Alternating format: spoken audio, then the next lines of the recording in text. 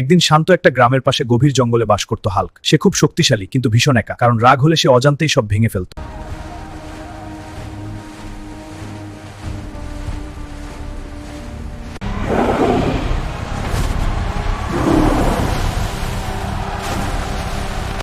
তুমি তো দান নও, তুমি আমাদের আত্মা।